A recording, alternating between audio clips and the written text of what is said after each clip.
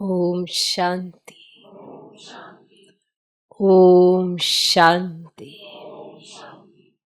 आज की तारीख है 30 सितंबर 2024।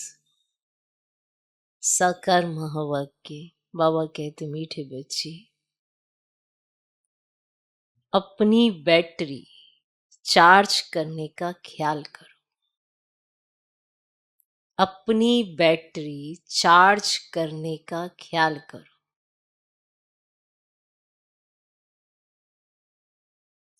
अपना टाइम परचिंतन में वेस्ट मत करो। अपना टाइम परचिंतन में वेस्ट मत करो। अपनी घोट तो नशा चढ़े। अपनी घोट तो नशा चढ़े। बाबा कहते मीठे बच्चे, अपनी बैटरी चार्ज करने का ख्याल करो। अपना टाइम पर चिंतन में वेस्ट मत करो। अपनी घोट तो नशा चढ़े। आज का प्रश्न, ज्ञान 1 सेकंड का होते हुए भी बाप को इतना डिटेल से समझाने व इतना समय देने की आवश्यकता क्यों? ज्ञान 1 सेकंड का होते हुए भी बाप को इतना डिटेल से समझाने व इतना समय देने की आवश्यकता क्यों? माना 1 सेकंड में जो समझे तो ठीक है ना, बाकी सब नंबरवार है, नहीं आप समझ जाएंगे या नहीं समझेंगे। फिर भी बाबा इतना समझाते, इतना टाइम देते क्यों? ज्ञान तो 1 सेकंड का है ना। अपना परिचय मिला, बाप का परिचय मिला, वर्ल्ड ड्रामा का परिचय मिला, खत्म। ज्ञान कितनी देर का है? सेकंड का। फिर भी इतना समझाते, इतना डिटेल में समझाते हैं, डिटेल में हर पॉइंट अच्छे से क्लियर करते हैं कि कल को हम ये ना कहें हमें तो ये समझ नहीं आया था। समझ आ जाता है, फिर उसके बाद भी बाबा देखते हैं, करते हैं, फिर समझाते हैं। क्यों इतना टाइम देते हैं? एक ही बात को जब समझाया जाता है, फिर उसको और डिटेल में समझाया जाता है, और डिटेल में समझाया जाता है। बात वही है, डिटेल दे दे के समझाया जाता है। क्यों ऐसा है? और समय देते हैं। जब से बाबा के बने हैं कितना समय मिला है और कितना डिटेल से समझाने मिली है। ज्ञान तो सेकंड का है। बात स्पष्ट हो चुकी है, बाबा कौन है, मैं कौन हूँ, ये वर्ड ड्रामा में सारा चक्कर कैसे है, सब स्पष्ट हो चुका है। फिर भी इतना डिटेल से समझाते और इतना समय देते हैं क्यों? उत्तर, क्योंकि ज्ञान देने के बाद बच्चों में सुधार हुआ है या नहीं, ये भी बाप देखते हैं। ज्ञान दिया, उसके बाद बाबा ये देखते बच्चों में सुधार हुआ या नहीं, माना हमारी एक्टिविटी चेक करते हैं। समझाया, हमने हाँ जी किया, बहुत अच्छे से समझ में आया, पर क्या समझ में आया वो एक्टिविटी से दिखाई देता है। एक्टिविटी बताती है ना कितना समझ में आया, कितना समझ में नहीं आया। ऐसे जब समझाते बाबा तो सब हम कितना अच्छे से हाँ जी करते हैं, इतना अच्छे से हाँ जी कि भगवान भी खुश हो जाता है, वाह इन्होंने हाँ जी किया है। पर सुधार हुआ या नहीं हुआ ये भी बाप देखते हैं और फिर सुधारने के लिए ज्ञान देते ही रहते हैं, और फिर सुधारने के लिए ज्ञान देते ही रहते हैं। सारे बीज और झाड़ का ज्ञान देते हैं, जिस कारण उन्हें ज्ञान सागर कहा जाता है। ज्ञान सागर बाबा है तो बाबा ये एक्ट प्रैक्टिकल करके दिखाते हैं। ये ज्ञान का सागर है, वो सारे बीज और झाड़ का ज्ञान देते हैं, जिस कारण उन्हें ज्ञान सागर कहा जाता है। अगर 1 सेकंड का मंत्र देकर चले जाए, 1 सेकंड का मंत्र देकर चले जाए, तो ज्ञान सागर का टाइटल भी ना मिले। मैंने बाबा आया, ज्ञान दिया, चला गया।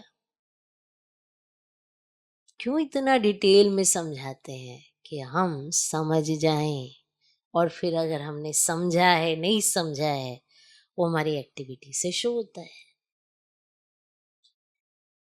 हम कई बार हाँ जी बड़ा अच्छा करते हैं, हाँ जी, मुख से हाँ जी, बुद्धि से सुना ही नहीं जी, सुना ही नहीं कुछ। मुख से हाँ जी कहने का भी एक ट्रेंड चल गया है। हाँ जी, मैंने बुद्धि से कुछ सुना ही नहीं, बुद्धि में कुछ चित्र ही नहीं बना, एक्सेप्ट ही नहीं किया, बस अभी इनके मुंह पे हाँ जी कर दो बस। तो भगवान एक्टिविटी चेक करता है, देखता है जो मैंने इन्हें समझाया, जो परिवर्तन इनमें मैं देखना चाहता हूँ, कितना आया कितना नहीं। शायद पॉइंट नहीं क्लियर हुआ है तो और पॉइंट क्लियर करता है, और डिटेल देता है, और समझाने देता है। इसीलिए ज्ञान का सागर कहते हैं।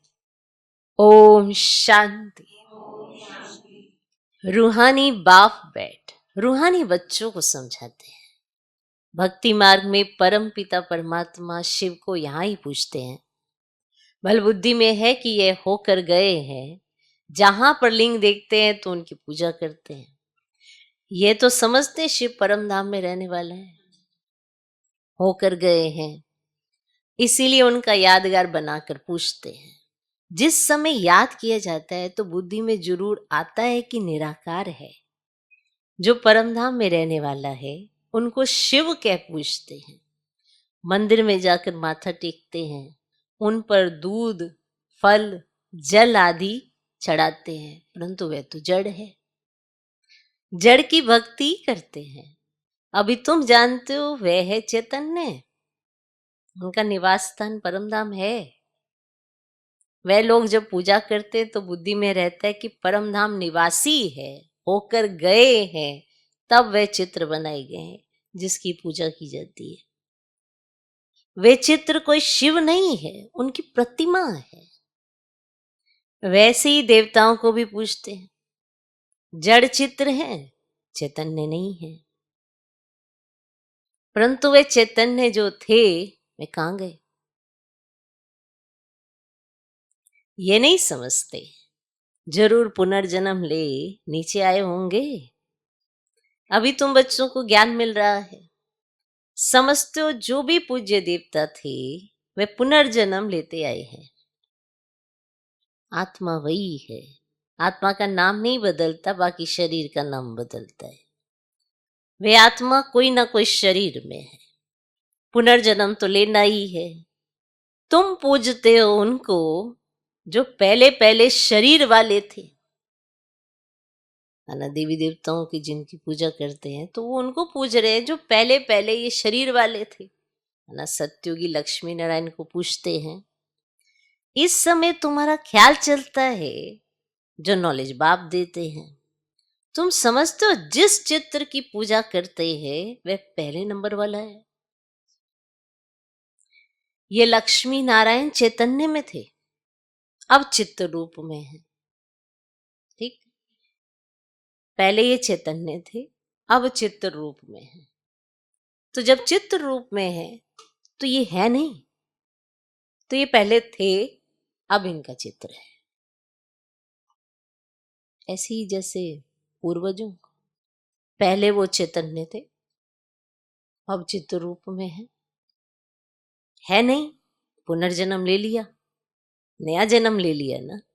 ऐसे ही देवी देवताओं ने पुनर्जन्म लिया तो अभी कहीं चैतन्य में है, पर चित्र रूप में उनको वैसे ही याद किया जाता है।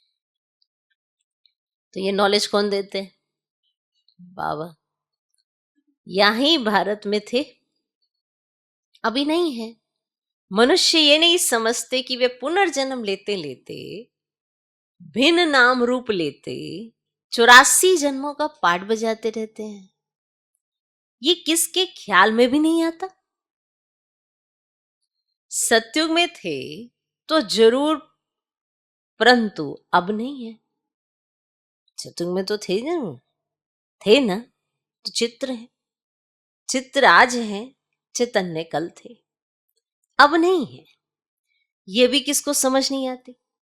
अभी तुम जानते हो ड्रामा के प्लान अनुसार फिर चैतन्य में आएंगे जरूर, क्योंकि ड्रामा का प्लान है, फिर से उन्हें चैतन्य में आना है। मनुष्यों की बुद्धि में ये ख्याल ही नहीं आता। बाकी इतना जरूर समझते कि ये थे, कि ये थे। अब इनके जड़ चित्र हैं, परंतु वे चैतन्य कहां चले गए, ये किसकी बुद्धि में नहीं आता है। मनुष्य तो 84 लाख पुनर्जन्म कह देते हैं। ये भी तुम बच्चों को मालूम पड़ा है कि 84 जन्म ही लेते हैं, ना कि 84 लाख। अब रामचंद्र की पूजा करते हैं, उनको यह भी पता नहीं है कि राम कहां गया।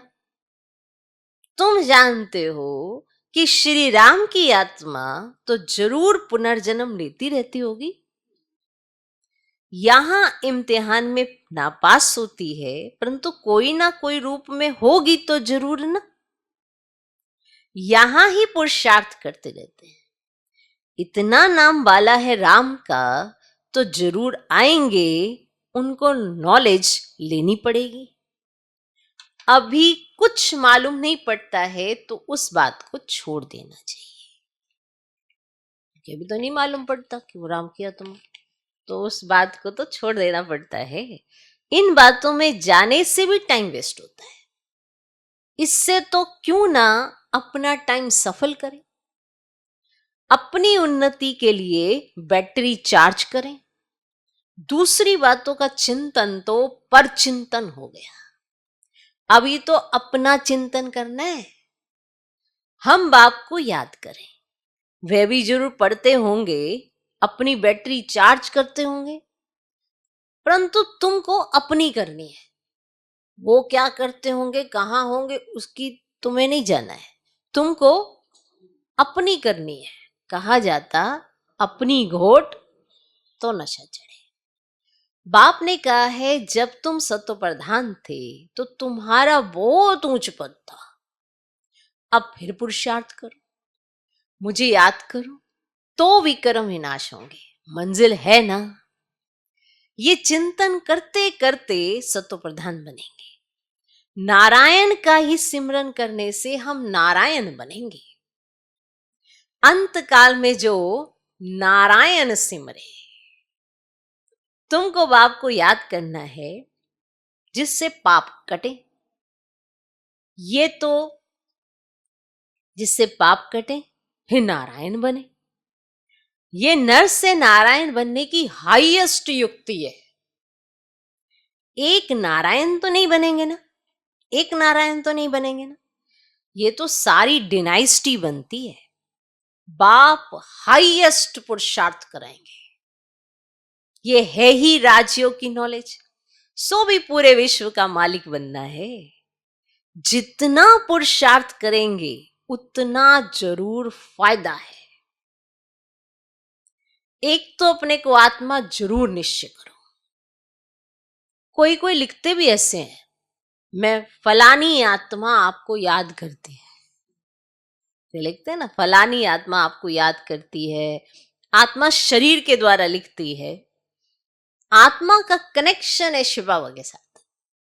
मैं आत्मा फलाने शरीर के नाम रूप वाली हूं, ऐसे बाबा को चिट्ठी लिखकर भेजते हैं। मैं आत्मा फलाने शरीर के नाम रूप वाली हूं। अब यह तो जरूर बताना पड़े ना, क्योंकि आत्मा के शरीर पर ही तो भिन्न भिन्न नाम पड़ते हैं। मैं आत्मा आपको चिट्ठी लिख रही हूं और नाम ही ना बताए कौन सी आत्मा, आत्मा, तो बताना पड़े कि कौन से शरीर में। हम्म? मैं आत्मा आपका बच्चा हूं, मुझ आत्मा के शरीर का नाम फलाना है। आत्मा का नाम तो कभी बदलता नहीं है। मैं आत्मा फलाने शरीर वाली हूं, शरीर का नाम तो जरूर चाहिए, नहीं तो कारोबार चल ना सके।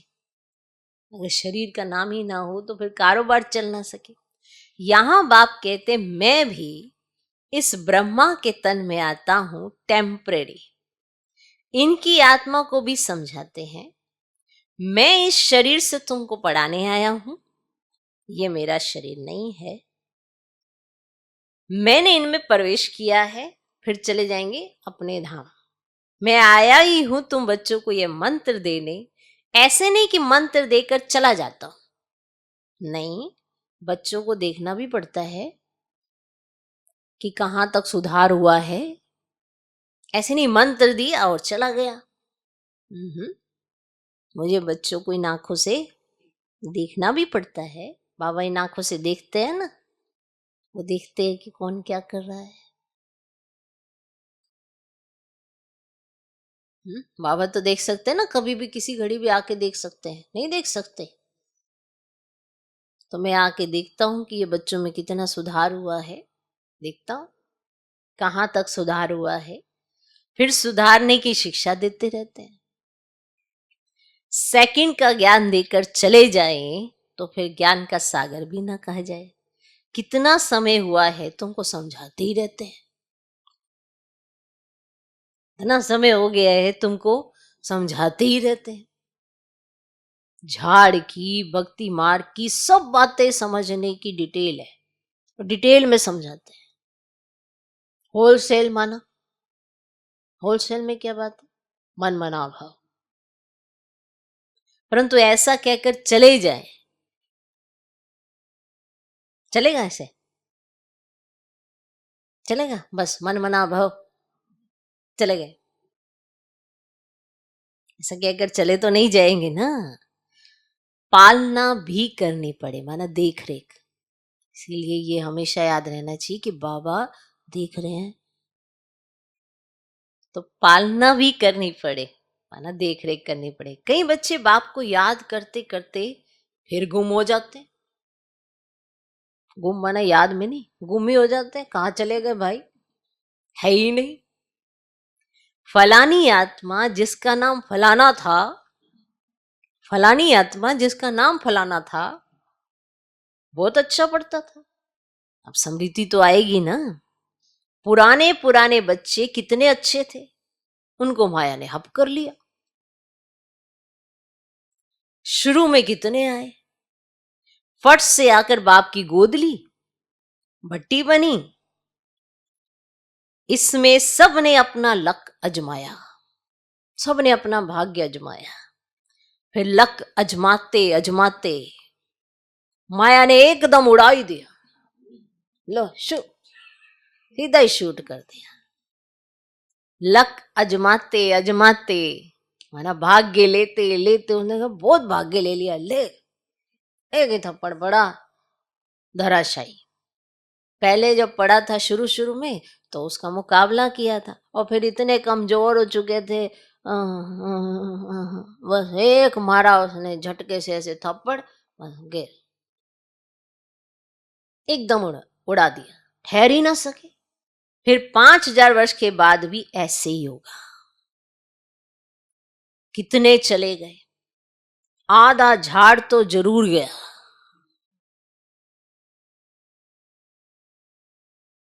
भल झाड़ वृद्धि को पाया है, परंतु पुराने चले गए। समझ सकते हैं उनसे कुछ फिर आएंगे जरूर पढ़ने, उनमें से कुछ आएंगे फिर से पढ़ने। स्मृति आएगी कि हम बाप से पढ़ते थे, कि हम तो बाप से पढ़ते थे, फिर से स्मृति आएगी उन्हें। और सब अभी तक पढ़ते रहते हैं। हमने हार खा ली, उन्हें ये वापस स्मृति आएगी। कुछ समझ में आया? आधा झाड़ चला गया, अब उनमें से कुछ जब तक उनके उसमें है, माया के चक्रव्यूह में है, तो उन्हें कुछ समझ में नहीं आएगा। फिर जब वो ये समझेंगे कि हम पढ़ते किससे थे, हम तो बाप से पढ़ते थे, फिर उन्हें स्मृति आएगी, फिर से आएंगे और फिर ये समझेंगे ये सब तो जिंदा है और हार तो हमने खा ली। फिर मैदान में आएंगे, बाबा आने देंगे, फिर भी भल आकर पुरुषार्थ करें, कुछ ना कुछ अच्छा पद मिल जाएगा, क्योंकि पुरुषार्थ पर निर्भर है। ये खेल सारा पुरुषार्थ पर है। कौन सा पुरुषार्थ? ये मानना कि मैं किससे मिल रहा हूं, ये मानना कि मैं किससे पढ़ रहा हूं। सारे कल्प में आपको सब मिलेंगे, ये जिस चीजों के पीछे जाते हो ना, ये भी मिलेंगी और अच्छे रूप में मिलेंगी। आजकल तो आर्टिफिशियल है। जितनी भी चीजें आज के समय में आप देख रहे हो, जिससे आप आकर्षित होते हो, ये ओरिजिनल रूप में वहां होंगी। जिनके पिछाड़ी आप सब कुछ छोड़ रहे हो ना, किसको छोड़ रहे हो? बाबा को। ये ओरिजिनल रूप में वहां होंगी और ये सब मिलेंगे। तो अगर पुरुषार्थ करेंगे तो कुछ ना कुछ अच्छा पद मिल जाएगा। बाप स्मृति दिलाते हैं, मीठे मीठे बच्चे मामेकम याद करो तो पाप कट जाएंगे। अब कैसे याद करते हो? क्या ये समझते हो कि बाबा परम धाम में है? माना बाबा साकार में मुरली चला रहे हैं, फिर सबसे बाबा ने पूछा, अच्छा आप ये समझते हो कि इस समय बाबा परम धाम में? परम धाम में नहीं, बाबा तो यहाँ रथ में बैठे हैं। इस रथ का सबको मालूम पड़ता रहता है। ये है भाग्यशाली रथ, इनमें आया हुआ है। भक्ति मार्ग में थे तो उनको परम धाम में याद करते थे, परंतु यह नहीं जानते थे कि याद से क्या होगा। अभी तुम बच्चों को बाप खुद इस रथ में बैठ श्रीमत देते हैं। इसीलिए तुम बच्चे समझते हो बाबा यहां इस मृत्यु लोक में पुरुषोत्तम संगम युग पर है। तुम जानते हो हमको ब्रह्मा को याद नहीं करना है, ये बात याद रखना, ये कंट्रास्ट क्लियर रखना। ब्रह्मा को याद नहीं करना है। बाप कहते मामिकम याद करो, मैं इस रथ में रहकर तुमको ये नॉलेज दे रहा हूं। जितनी भी नॉलेज मिलती है वो शिव बाबा देते हैं इनके द्वारा। इनका रिगार्ड रखना है, याद शिव बाबा को करना है। जैसे पढ़ाई को याद किया जाता है पर शिक्षक का रिगार्ड किया जाता है। स्मृति में शिक्षक रहता है पर याद नहीं किया जाता है, याद पढ़ाई की जाती है। उसी तरह से ये याद रहे कि पढ़ा कौन रहा है, आ कौन रहा है, सिखा कौन रहा है, श्रीमत कौन दे रहा है। तो मैं इस रथ में रहकर तुमको यह नॉलेज दे रहा हूं, अपनी भी पहचान देता हूं, मैं यहां हूं। आगे तो तुम समझते थे परम धाम में रहने वाला है, होकर गया, परंतु कब ये पता ही नहीं था। होकर तो सब गए हैं ना, जिनके भी चित्र है अभी वे कहाँ हैं ये किसको पता ही नहीं है। जो जाते हैं वे फिर अपने समय पर आते हैं, भिन्न भिन्न पाठ बजाते रहते हैं। स्वर्ग में तो कोई जाते नहीं। बाप ने समझा है स्वर्ग में जाने के लिए तो पुरुषार्थ करना होता है, और पुरानी दुनिया का अंत नई दुनिया की आदि चाहिए, जिनको पुरुषोत्तम संगम युग कहा जाता है। ये ज्ञान अभी तुमको है। मनुष्य कुछ नहीं जानते, समझते भी है शरीर जल जाता है, बाकी आत्मा चली जाती है। अब कलयुग है तो जरूर जन्म भी तो कलयुग में ही लेंगे, सतयुग में थे तो जरूर जन्म भी तो सतयुग में लेते थे। तो ये भी जानते हो आत्माओं का सारा स्टॉक निराकारी दुनिया में होता है, ये तो बुद्धि में बैठा है ना। फिर वहां से आते हैं, यहाँ शरीर धारण कर जीवात्मा बन जाते हैं। सबको यहाँ आकर जीवात्मा बनना है, फिर नंबर बार वापिस जाना है। सबको तो नहीं ले जाएंगे, नहीं तो परले हो जाए। अब दिखाते कि परले हो गई, रिजल्ट कुछ नहीं दिखाते। तुम तो जानते हो ना ये दुनिया कभी खाली नहीं हो सकती है। गायन है राम गयो रावण गयो, जिनका बहुत परिवार है। सारी दुनिया में रावण संप्रदाय है ना, राम संप्रदाय तो बहुत थोड़ी है। राम की संप्रदाय है ही सतयुग त्रेता में, बहुत फर्क रहता है। बाद में फिर और टालियां निकलती हैं। अभी तुमने बीज और झाड़ को भी जाना है। बाप सब कुछ जानते हैं, तब तो सुनाते रहते हैं। इसीलिए उनको ज्ञान सागर कहा जाता है। एक ही बात अगर होती तो फिर कुछ शास्त्र आदि भी बन न सके। झाड़ की डिटेल भी समझाते रहते हैं। मूल बात नंबर 1 सब्जेक्ट है बाप को याद करना। इसमें ही मेहनत है, इस पर ही सारा मदार है। बाकी झाड़ को तो तुम जान गए हो। दुनिया में इन बातों को कोई भी नहीं जानते हैं। तुम सब धर्म वालों की तिथि तारीख आदि सब जानते हो, सब बताते हो ना। आधा कल्प में ये सब आ जाते हैं। बाकी ये सूर्यवंशी और चंद्रवंशी, इनके लिए बहुत युग तो नहीं होंगे ना, है ही 2 युग। वहां मनुष्य भी थोड़े हैं। 84 लाख जन्म तो हो ना सके, तो मनुष्य समझ से बाहर हो जाते, इसीलिए फिर बाप आकर समझ देते हैं। मनुष्य समझ से ही बाहर हो जाते हैं। अच्छा पॉइंट है। वरना समझना ही नहीं चाहते कुछ, तो कहते ये समझ से बाहर हो जाते हैं। ये फिर बाबा आते हैं और समझ देते हैं। तो बाप जो रचयिता है, वह रचता और रचना के आदि मध्य अंत का नॉलेज बैठ देते हैं। और भारतवासी तो बिल्कुल कुछ नहीं जानते हैं, सबको पूजते रहते हैं। जिसका जो आता है बस पूछते रहते हैं। मुसलमानों को, पारसी आदि को, जो आया उनको पूछने लग पड़ेंगे। तो समझ में आया? क्योंकि अपने धर्म और धर्म स्थापक को भूल गए हैं, तो जो आएगा उनको पूछने लग जाएंगे। और तो सब अपने अपने धर्म को जानते हैं, सबको मालूम है फलाना धर्म कब और किसने स्थापन किया। बाकी सत्युग त्रेता की हिस्ट्री ज्योग्राफी का किसको भी पता नहीं। चित्र भी देखते हैं, शिव बाबा का यह रूप है, वही ऊंचते ऊंच बाप है, तो याद भी तो उनको करना है। यहां फिर सबसे जास्ती पूजा करते हैं श्री कृष्ण की, क्योंकि नेक्स्ट में है ना। प्यार भी उनको करते हैं, तो गीता का भगवान भी उनको समझ लिया है। सुनाने वाला चाहिए तब तो उनसे वर्षा मिले। अब श्री कृष्ण ने वर्षा पाया है, पर उनको किसने सुनाया है? जो उन्होंने वर्षा पाया है। तो सुनाने वाला भी तो चाहिए ना, जिनसे वर्षा मिले। बाप ही सुनाते हैं। नई दुनिया की स्थापना और पुरानी दुनिया का विनाश कराने वाला और कोई हो न सके सिवाय एक बाप के।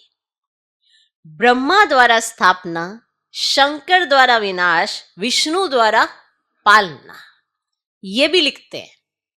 यहां के लिए ही है, परंतु समझ कुछ भी नहीं है। तुम जानते हो वह है निराकारी सृष्टि और यह है साकारी सृष्टि। सृष्टि तो यही है। यहां ही राम राज्य और रावण राज्य होता है। महिमा सारी यहां की है। बाकी सूक्ष्म वतन का सिर्फ साक्षात्कार होता है। मूल वतन में तो आत्माएं रहती हैं, फिर यहां आकर पाठ बजाती हैं। बाकी सूक्ष्म वतन में क्या है? ये चित्र बना दिया है जिस पर बाप समझाते हैं। तुम बच्चों को ऐसा सूक्ष्म वतनवासी फरिश्ता बनना है। फरिश्ते हड्डी मांस बिगर होते हैं। कहते हैं ना, दधीची ऋषि ने हड्डियां भी दे दी। बाकी शंकर का गायन तो कहां है नहीं। ब्रह्मा विष्णु का मंदिर है, शंकर का कुछ है नहीं, तो उनको लगा दिया है विनाश के लिए। बाकी ऐसे कोई आंख खोलने से विनाश करता नहीं है। देवताएं फिर हिंसा का काम कैसे करेंगे? कहने को वो देवी देवता है, फिर वो हिंसा का काम कैसे करेंगे? देवताएं, देवी देवताएं हिंसक नहीं होते हैं, चाहे कारण कुछ भी हो। ना वे करते हैं, ना शिव बाबा ऐसा डायरेक्शन देते हैं। ये तो हम बनाते चले जाते हैं। हर चीज ये जो बना रहे हैं, हम बना रहे हैं। शिव बाबा बैठकर नहीं बना रहे हैं। ये मनुष्य अपनी बुद्धि का अहंकार दिखाते दिखाते ऐसी कंडीशन तक आ गया है। आज का मनुष्य इतना अहंकारी है, किसी को कुछ नहीं समझता। क्या ये भगवान करा रहा है? भगवान का तो मनुष्य निरादर करता रहता है, फिर भी वो ऐसी चीजें निर्माण करता रहता है जिससे विनाश हो। कुछ समझ में आया? तो डायरेक्शन तक शिव बाबा नहीं देते हैं, डायरेक्शन देने वाले पर भी तो आ जाता है ना, कहने वाला ही फंस जाता है। वह तो शिव शंकर को इकट्ठा कह देते हैं। अब बाप भी कहते हैं मुझे याद करो, मामी कम याद करो, ऐसा तो नहीं कहते शिव शंकर को याद करो। पतित पावन एक को ही कहते हैं, भगवान अर्थ सहित तो बैठ समझाते हैं। ये कोई जानते नहीं है तो ये चित्र देख मूंझ पड़ते हैं। अर्थ तो जरूर बताना पड़े ना, समझने में टाइम लगता है। कोटों में कोई विरला निकलता है, मैं जो हूं जैसा हूं, कोटों में कोई मुझे पहचान सकते हैं। अच्छा, मीठे मीठे सिकिलदे बच्चों प्रति मात पिता बाप दादा का याद प्यारो गुड मॉर्निंग। रूहानी बाप की रूहानी बच्चों को नमस्ते। हम रूहानी बच्चों की भी रूहानी बाप को नमस्ते नमस्ते नमस्ते। Good morning good morning good morning. धारणा के लिए मुख्य सार, पहला पॉइंट, किसी भी बात के चिंतन में अपना समय नहीं गंवाना है। किसी भी बात के चिंतन में अपना समय नहीं गंवाना है,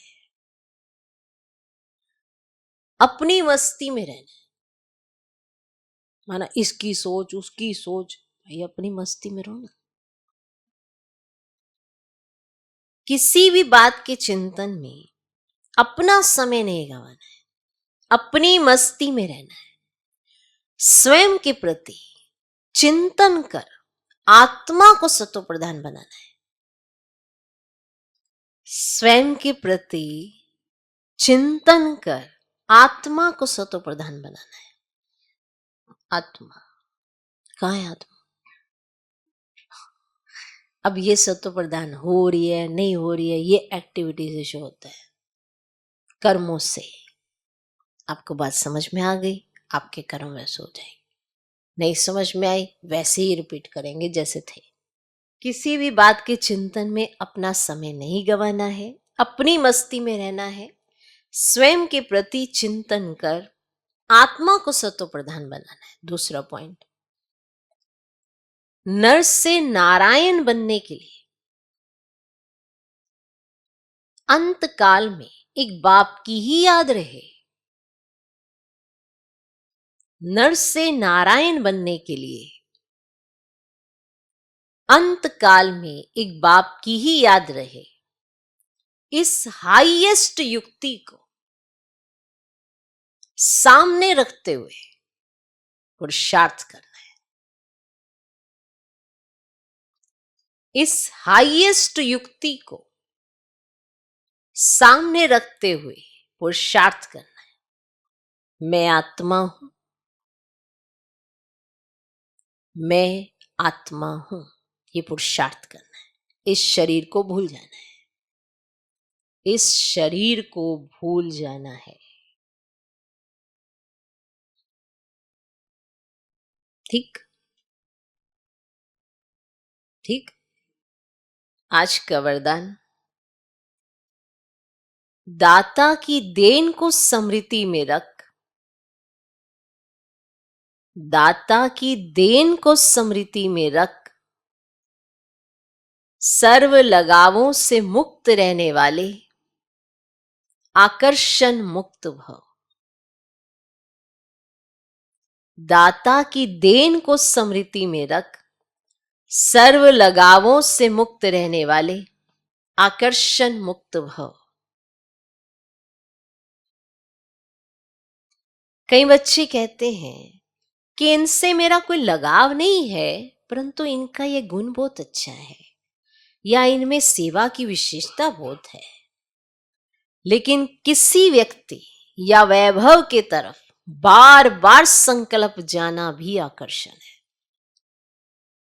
किसी व्यक्ति या वैभव की तरफ बार बार संकल्प जाना भी आकर्षण है।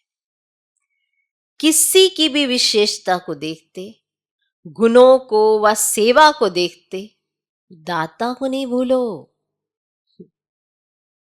किसी की सेवा को देख रहे हो, किसी की विशेषता को देख रहे हो, किसी के गुणों को देख रहे हो, पर दाता को नहीं भूलो। ये दाता की देन है, दाता ने दी है ना उसको, तो ये दाता की देन है। ये समृद्धि लगावों से मुक्त, आकर्षण मुक्त बना देगी। किसी पर भी प्रभावित नहीं होंगे, किसी पर भी प्रभावित नहीं होंगे। किसी का गुण देख लिया, किसी की विशेषता देख ली, किसी को सेवा में देख लिया, वाह बहुत अच्छा बहुत अच्छा, पर ये भूल गए वो अच्छा कैसे है। अच्छा तो बाबा ने बनाया ना, तो बाबा तो बहुत अच्छा है, तो हर चीज में बाबा को देखो। हाँ ठीक है, दूसरे का रिगार्ड रखना अलग बात है, लेकिन लगाव हो जाना, वही व्यक्ति याद आना, कोई वैभव के पिछाड़ी अपना लगाव लगा लेता है, तो ये तो नुकसान का रखे ना। तो किसी पर भी प्रभावित नहीं होना है। आज का स्लोगन, ऐसे रूहानी सोशल वर्कर बनो जो भटकती हुई आत्मा को ठिकाना दे दो। आत्माएं भटक रही हैं, माने शरीर के साथ भी भटक रही हैं, शरीर के बगैर भी भटक रही हैं, सब भटक रहे हैं क्योंकि सबको ठिकाना नहीं मिल रहा है। सब ये नहीं जानते कि सही में सच्चा रास्ता कौन सा है। तो आप रूहानी सोशल वर्कर बनो, तो भटकती हुई आत्मा को ठिकाना दे दो, भगवान से मिला दो। बाकी सब कार्य पीछे, अगर कोई भगवान से मिल ले, ये सबसे पहला कार्य है, भगवान से मिला दो। ये रूहानी सोशल वर्कर, ऐसा हमें अपने जीवन से शो करके दिखाना होता है, ताकि दूसरे का आकर्षण बने कि मैं बाबा से मिलूं, बाबा कैसा है, इनको इतना अच्छा बनाया है, मैं भी ऐसा बनूं। आपको देखकर कोई ये जानने की कोशिश करे कि आपको बनाया किसने ऐसा, मुझे भी मिला, फिर उन्हें ये ज्ञान सुना। ये है रूहानी सोशल वर्कर। तो जब इधर भटकते उधर भटकते, क्योंकि दुखी तो सब हैं तभी तो भटकते हैं, तो दुख के कारण ही भटकते हैं। एक तरफ से कुछ नहीं मिलता, फिर दूसरी तरफ जाते हैं, फिर तीसरी तरफ जाते हैं, भटकते जा रहे हैं। तो रूहानी सोशल वर्कर का तो यही कार्य है, भगवान से मिला दो। ओम शांति।